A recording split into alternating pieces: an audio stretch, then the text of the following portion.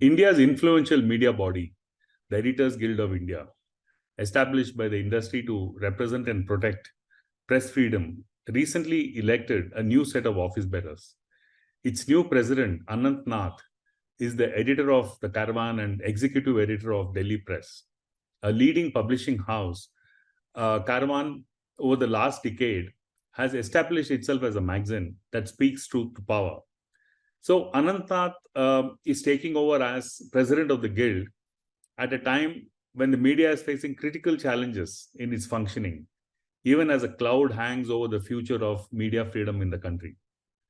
He agreed to meet the Federal to answer some of the questions regarding the state of the media and what the guild plans to do in the near future.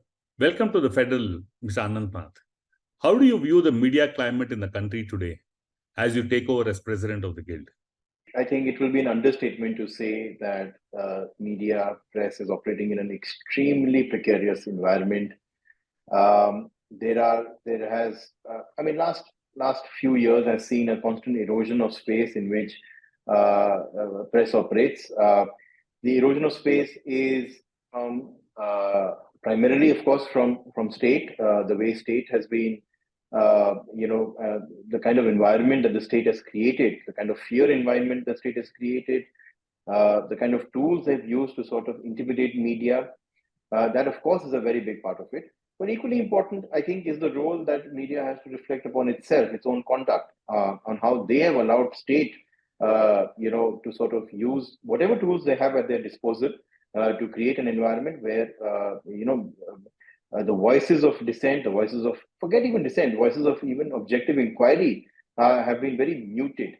And I think the blame lies both, state will always, it is expected of state to sort of be a little insular. It is always expected of state to use whatever tools are at their disposal to create a sort of an environment where we're not questioned.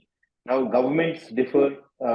Some governments are a little bit more open, some governments are a little bit more insular. Of course, we're under a government which is extremely insular, which is extremely dictatorial, autocratic, whatever word you might say.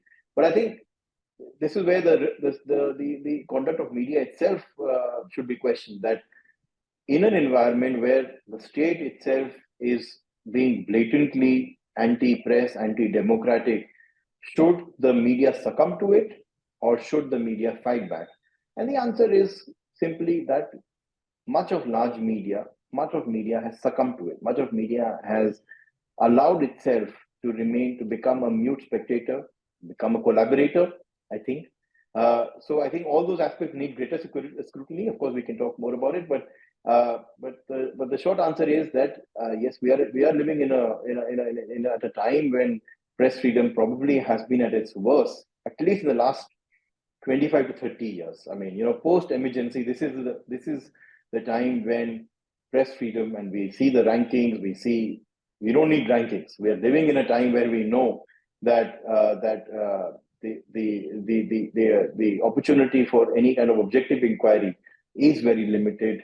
We have to, journalists within big organizations have to be watchful of what they write. Editors are constantly living in an environment where they have to balance out what they need to put out. In many cases, also editors and owners are also willful collaborators of what the government wants them to do. So there is one is self-censorship, one is being an active participant in what the government wants them to do. So we're seeing both at play here. And therefore, definitely an important point, a very critical point for us as a community, and how we sort of, take on these challenges.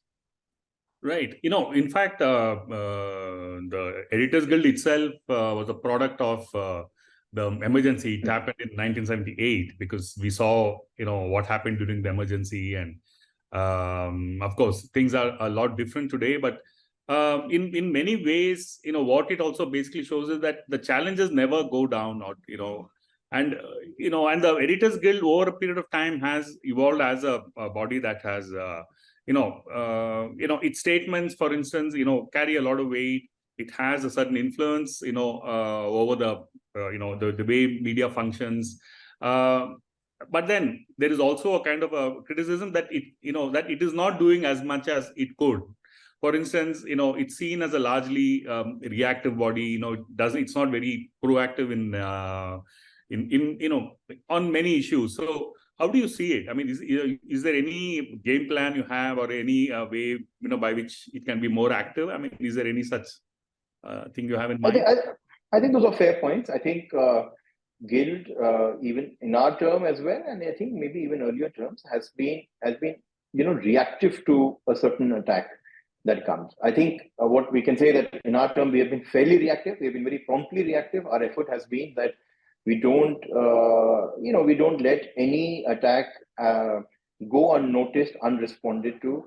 Many times we will wonder, and this is a constant question that is raised within the guild, that is statements enough? And obviously the answer is no, statements are not enough, but statements are the bare minimum we need to do. I think there is an important role that messaging plays, messaging both to the powers that be, in this case, any kind of state, and messaging within the community that we are there. The guild as a body is there. We will raise voice. I think it's important, and we have seen that, guild's statement carries weight, especially in smaller regions when a certain journalist, often either an individual journalist or a journalist working for a small organization which doesn't have the wherewithal to sort of take on them whatever is the attack from a local government or local law enforcement agency. The guild statement is an important cover. So therefore, I feel that even though this is an important question, that how good are statements by itself, and they may not be good enough, or they may not be enough, but they are definitely they play an important role. They give a certain kind of a cover and a protection.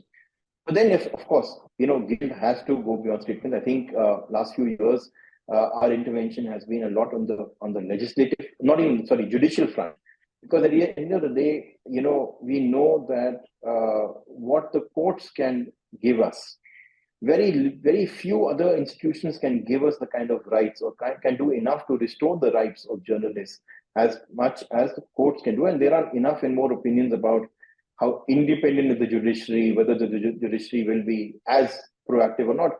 Now, those are questions we can't get into. Of course, we know that there are realities there as well.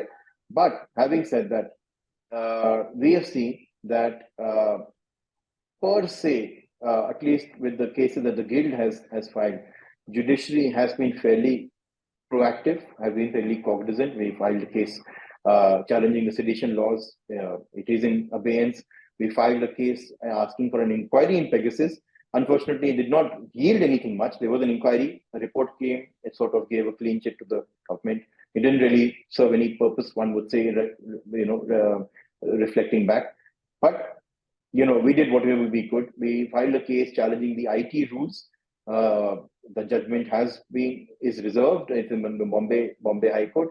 We hope the IT rules, which had set up a fact-checking unit with sweeping powers for content takedown, we hope that it will be set aside.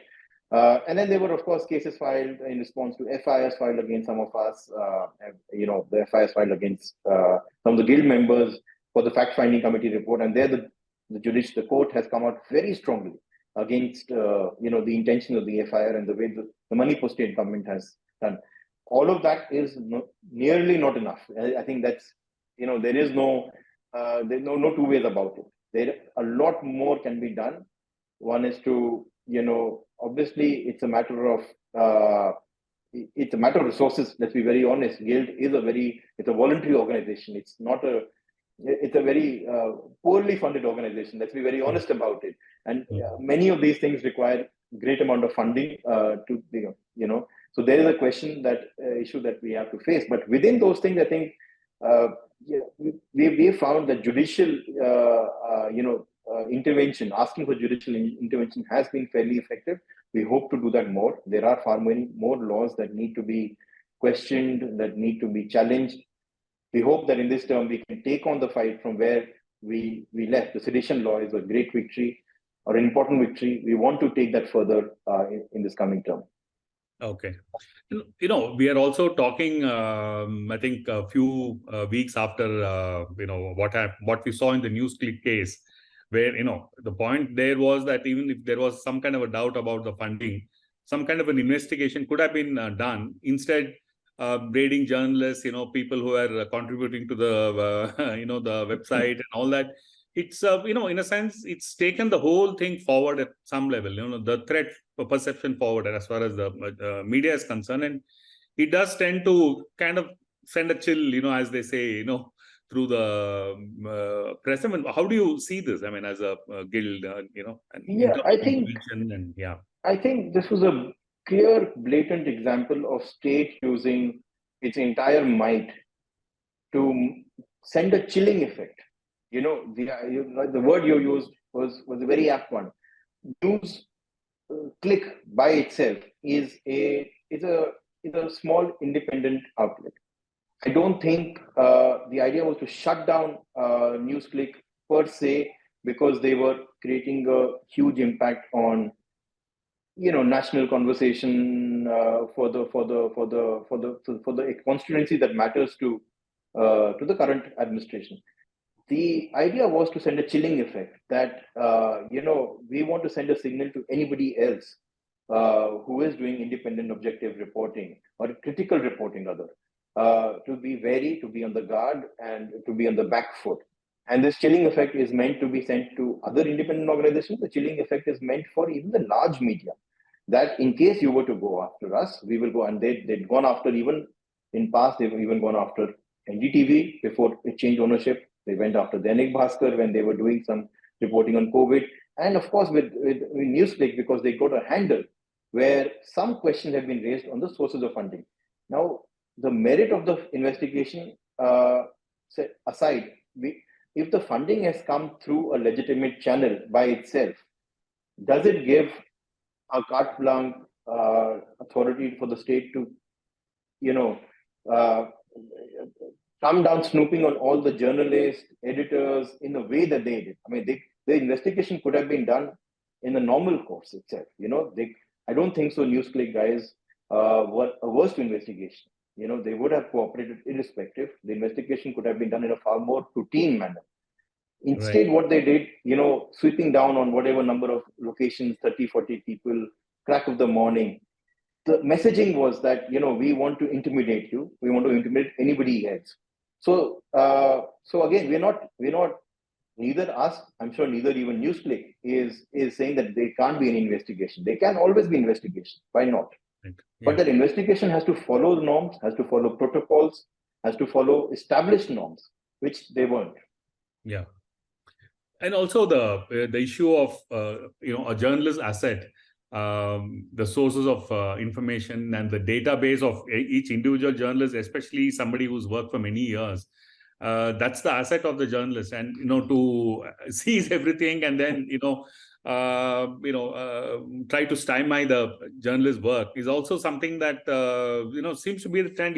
Pick up the WhatsApp, then look at the source of information and all that. So how do you see this? I mean, no, I think that's something which is often repeated, not just with journalist organizations, even civil liberties organizations. Raids are conducted, their electronic assets are seized, norms of giving a hash value, of ensuring that the data is only used. Journalist data is given the kind of integrity that it should be given, is not maintained. The data is, we don't know if data is taken by one organization. It is, it could be shared with another organization, and then you can open up new channels of investigation. All those norms are clearly not followed. We've seen that. And there is a case, in fact, although Guild was not signatory to that statement, but many other organizations had put together a statement and written to the Chief Justice asking that, certain norms have to be clearly codified when investigation of journalists is done. And this is a plea. I think there's a case to be made that even when complaints are filed under various other criminal laws, 153A, 153B, 295, 298, 505, these are all norms or all laws that are often used in all FIRs that are filed against journalists. The first thing is FIR is registered. I think there has to be a certain level of protection, a certain level of guidelines before such FIRs are filed against journalists, because A journalist is writing on things which can be interpreted in whichever way a state actor might want. I mean, writing on a violence can be made an excuse that if you're writing on violence, then you're inciting violence because you're writing about violence. I mean, that is contradictory. I mean, journalist's job is to write on a violence, ethnic violence. Now somebody can make a case by writing on an ethnic violence and by talking about ethnicities of people involved in the violence, you're further inciting violence. I mean, that's not, that's killing the messenger. The important thing that journalists have to do is talk, is give the information as is. Now, we can't be held responsible for what further, damage it might do, as long as we have been accurate about our reporting. Right. The mere fact of reporting itself is seen is now slated as being as an instigator of violence. Absolutely. This is where we need the protection. Yeah. And, there is also this perception, whether the fear rather, that is there a kind of a normalization that is happening? There is a dilution of, the way journalists work, freedom of the press, et cetera, et cetera. But, the fact that it's been slowly being whittled away, is it getting normalized, do you think? And is that something that we need to fear? I mean, in the larger context, I mean. I think that's the biggest fear. When attack on journalism doesn't even raise an eyebrow, because you get so accustomed to it, you get so used to it. I think that's the biggest fear that we're living in. I think that's an example that has been said. There was a declared emergency and there's an undeclared emergency. I mean, of course, we are living in a time of undeclared emergency where slowly the bar has been raised, bar of what is acceptable in terms of the way you would come down on media. That bar has gone up higher and higher. Earlier, even a small, FIR, would be a newsworthy thing. Now, an FIR is, unless it's an FIR of a very radical nature, it wouldn't ruffle feathers. So that normalization is happening. I also want to point on one thing. The biggest threat to freedom of speech in the country is the complex, gamut of laws that are there. Laws that allow any state agency or a state actor to investigate, prosecute, harass either a journalist or a media organization. Those criminal laws are not the doing of the current administration. They have been there for years. In fact, every government has probably expanded on the gamut of laws that are there. Whether we talk about criminal laws, whether we talk about financial laws, IT laws, every government has done their bit to expand the scope. So it's not a problem that is doing over the last few years. Maybe this government has used those laws or misused those laws most effectively. But those laws have been there.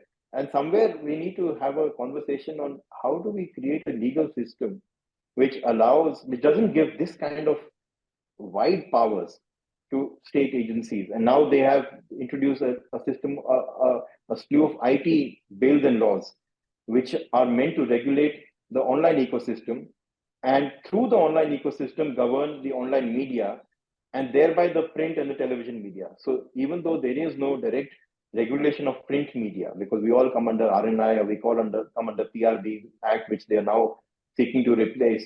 The bill that they're seeking to replace increases the handles for regulation, but it is far lesser than the regulation or regulatory framework that they are putting in place in the online system. And we all know that whatever we are putting in print, even for a newspaper or a magazine, it's all going online. So you don't need to regulate print. You don't need to regulate television. You need to regulate the online space, because whatever is going in television, whatever is going in print is also going online. And that's where MeitY, the Ministry of Information and Electronics and Information Technology, I think that has become the center of regulation rather than MIB. Right. So that's the thing we need to sort of fight. Right. And the other thing that we have seen is that there have been copycat legislation, moves. For instance, the center has something called a fact-finding, team under PIB. So the states have suddenly realized that it's useful to have one, themselves, and use that, in whichever way they think should be. And the end effect of that is again put a kind of a mental restriction, if not anything else, on a journalist. So you can't, you even can't do genuine mistakes. It can always happen when you're reporting on so many things. And, if that is to be seen so harshly, I mean, where is this heading? I mean, yeah, and very true. And in fact, the two states that have initiated a fact-checking unit are not the states governed by party other than BJP. So yeah, Karnataka and Tamil Nadu. In fact, I just read Tamil Nadu has also made some announcement of setting up a fact-checking yeah, unit. exactly. Karnataka already has set up. So I think this battle has to go beyond partisan line. We can't say that a party or a government run by a party is draconian, whereas others are not. I think we have to be careful. We have to keep in mind that any party in power can be draconian, Yes. and our fight has to be agnostic of party lines. And this is a side irony that at one end opposition, the national opposition was fighting, was protesting the IT rules, the Mhm. amendment to the IT rules, but now Karnataka has set up a fact checking unit. Tamil Nadu is following it. One has to really look at the fine print and see, what kind of powers are they given. Yeah. In fact, if you in some kind of if you compare what's happening here, with, let's say, with what's happening in the West, recently there has been a situation where parents in a school have filed a complaint against the school management because they arbitrarily deleted a particular critical comment made by a parent against the school. And they have in fact gone to the court, and they have questioned what authority does the school have to remove such a critical comment. So, which means that there is a conscious attempt to expand your freedom of expression or the media freedom. While here we are going the other way, where it's getting even more constricted. So, how do you see that? I mean, do you see? I mean, do you see? Do you also look at similar organizations like the Guild elsewhere, and kind of do you take any leave from what they do there? I mean, I mean, the standards of media rights and the press freedom in, of course, European and American democracy are far more, you can say, institutionalized. So I think the important leaf to take out from there would be around media's own ethics. See, the government. I don't think so. There is much to be. There is enough and more that is going wrong here, and the response to that is fairly. It's very obvious. Guild as an organization itself can be a standard flag bearer, but ultimately the onus will fall on uh, the media organizations themselves. How proactively do they take up this fight? And that's where their own ethical conduct will become equally important, because if we are if we are operating in a media ecosystem that is so heavily dependent on government for advertising support, for financial support, at the same time we are living we are operating in a media environment where a lot of, at least for northern India, a lot of media ownership and media and the editorial leadership, especially in the language space, believes, somehow empathizes with the agenda of the current government. You Mhm. know, uh, there is a certain, you can say, or synthesis, you know, alignment between the agenda of the current government and the ideology of people who run large newspapers, are at the top of editorial leadership of big television studios, especially in the language space. When there's an alignment of the ideology, then the questioning will not be there. I mean, and we are seeing that where rather than be critique, they are cheerleaders. I mean, we don't need to take names here. We know all the names out there in Hindi television, in language newspaper. They're almost like cheerleaders of the current government.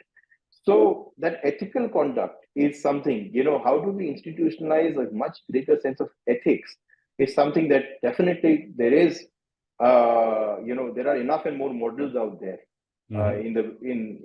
in the Western context. But I don't know how do we do it. I mean, that's where we hit a sort of a roadblock that guild can, of course, lay down those ethical framework, but will media organizations follow? Yeah. I doubt. It's a very difficult, a tough battle. Yeah. Coming back to where we began, so now that you've taken over and you have 3 years and I'm sure. No. 2 years now. It's 1 year actually. 1 year? It's 2 years by norm. I mean, so it's 1 year, and if the general body so desires, they may give us 1 more year. So Okay. So, yeah. so is there how do you see the way forward? Is there any plans you have in mind? Yes, I mean, I think the intention is to keep working on taking up legal battles, because we've been successful. We have a excellent panel of lawyers who work with Guild, who work pro bono with Guild, who feel for the cause of press freedom. We have seen that Guild's petitions have been taken very seriously by the courts. So the idea is definitely to plan out which are the next legal avenues we can take to sort of protect this space for journalists, more so journalists, the independent journalists in small towns. I think that's where our emphasis should be there. We definitely, I mean, we hope to sort of do some work in redrafting or re-emphasizing the code of ethics that we as journalists should follow, and disseminating that. There was some work that we started when I was in the previous term, but we didn't see the final outcome. We hope that we are able to establish a slightly more reaffirmed code of ethics and disseminate it. These are the two most important part, and of course, the other thing that Guild needs to sort of make its presence felt is in smaller towns, in across regions, and that's a critique that we've always said, that Editors Guild is slightly more elitist organization based in Delhi. Even though we have members from across the country, but I think we need to make our presence felt across the country's landscape, get more people involved in it, make sure that in some way we are available to journalists in non-metros or even in cities across the country. Our presence should be there. So I think this would be definitely a bulk of the agenda, and of course, responding to any kind of attack is natural. That's the least we have to do.